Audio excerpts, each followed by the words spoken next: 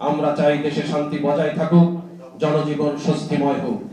তাই উদ্ভূত সংকটময় পরিস্থিতিতে আমরা নিম্নোক্ত দাবি পেশ করছি।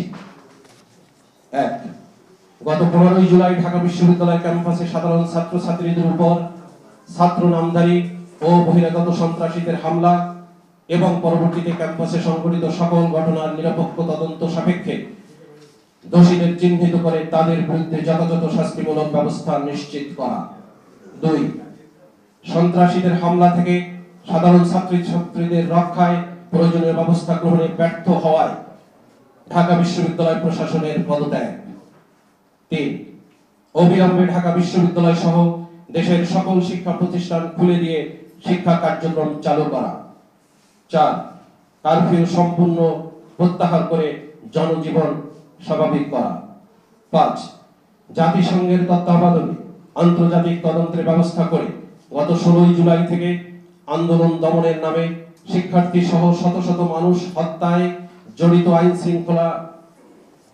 আইন প্রয়োগকারী সংস্থার সদস্য ও সরকার সমর্থক সন্ত্রাসীদের চিহ্নিত করে দ্রুত বিচারের আওতায় আনা এবং নিহতদের পরিবারকে পর্যাপ্ত ক্ষতিপূরণ ও একই সাথে এই হামলায় আহত সকলের সুচিকিৎসার যথাযথ ব্যবস্থা করা। ৬, আন্দোলনকে কেন্দ্র করে গুরুত্বপূর্ণ রাষ্ট্রীয় স্থাপনা ও সম্পদের ব্যাপক ক্ষতি সাধনের ঘটনা জাতিসংঘের তত্ত্বাবধানে নিরপেক্ষ ও নির্মোহ তদন্ত সাপেক্ষে প্রকৃত দোষীদের চিহ্নিত করে বিচারের আওতায় আনা। ৭, বৈষম্য বিরোধী ছাত্র আন্দোলনের সমন্বয়কারীদের ডিবি হেফাজত থেকে পরিবারের কাছে হস্তান্তর ও গ্রেপ্তারকৃত সকল শিক্ষার্থীর অবিলম্বে মুক্তি প্রদান। ৮, শিক্ষার্থীদের বিরুদ্ধে দায়েরকৃত সকল মামলা প্রত্যাহার ও তাদেরকে গ্রেপ্তার ও হয়রানি না করা। ৯, বৈষম্য বিরোধী ছাত্র আন্দোলনের সর্বশেষ ৮ দফা দ্রুত বাস্তবায়ন করে সংকট সমাধান করা।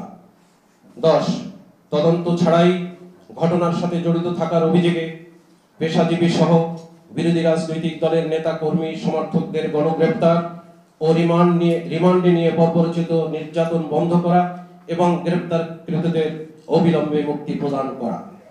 ১১, জনদাবি মেনে নিয়ে সরকারের পদত্যাগ ও একটি নিরপেক্ষ নির্বাচন আয়োজনের মাধ্যমে জনগণের সরকার প্রতিষ্ঠা করা।